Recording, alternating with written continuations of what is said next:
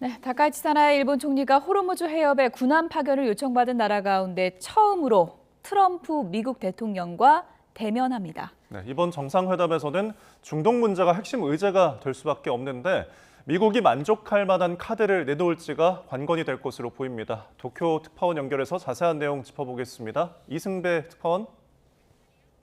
네, 도쿄입니다. 네, 미일 정상회담. 상당히 중대한 시점에 열리게 되는데 현지 시간으로 19일인 거죠. 네, 그렇습니다. 일본과 미국 동부 시차가 13시간 정도 나기 때문에 다카이치 사나이 일본 총리는 오늘 밤 일본에서 출국할 예정입니다. 호르무즈 해협에 군함 파견을 요청받은 나라 정상들 가운데는 처음입니다. 트럼프 대통령과 대면하는 건데요. 청구서를 받아든 일본으로서는 상당한 부담이 될 수밖에 없습니다. 이번 미일 정상회담에서 핵심 의제는 당연히 중동 문제가 될 수밖에 없습니다. 이 때문에 일본은 이런저런 대응책을 준비하고 있는 것으로 전해집니다. 이 관건은 이 트럼프 대통령이 얼마나 만족할 것인가일 겁니다. 이 다카이치 총리는 오늘 참의원 예산위원회에서 일본 법률에 근거해서 할 수 있는 것은 하겠지만 할 수 없는 것은 할 수 없다고 확실히 트럼프 대통령에게 전달하겠다고 밝혔습니다. 요미우리 신문은 다카이치 총리가 딜레마에 빠졌다고 보도했습니다.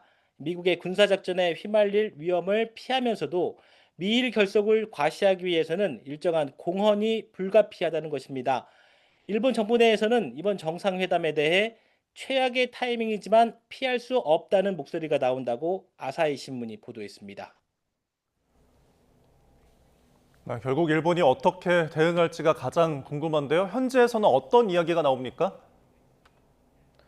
결국은 호르무즈에 군함을 파견할지 말지 여부가 가장 중요할 겁니다. 지금까지 상황을 살펴보면 아직은 확실하게 결정된 건 없는 것 같습니다. 어제 아사히 신문은 정부 관계자 말을 인용해서 일본 정부가 호르무즈에 자위대를 파견하는 것을 신중하게 검토하고 있다고 보도했습니다.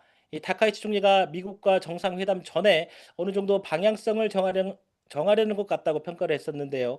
이 보도 내용과 달리 일본 정부는 검토 중이라고 밝혔습니다. 오늘 아침에는 다카이치 총리가 아베 신조 전 총리가 지난 과거에 썼던 묘수를 쓰는 방안이 부상하고 있다는 관측이 나왔습니다. 이 도쿄 신문 보도 내용인데요. 이 자위대 군함을 보내기는 하지만 이 조사와 연구 명목으로 파견하는 방안입니다.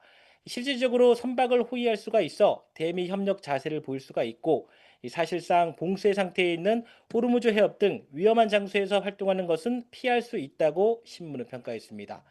이 밖에 다카이치 총리가 미국의 대응을 지지한다는 의사를 트럼프 대통령에게 전달하는 방안을 검토하고 있다는 예측도 나왔습니다. 또 일본이 호르무즈 해협에서 항행의 자유가 중요하다는 점을 강조하는 형태로 미국을 지지하는 방안을 고려하고 있다는 언론 분석도 있습니다. 지금까지 도쿄에서 YTN 이승배입니다.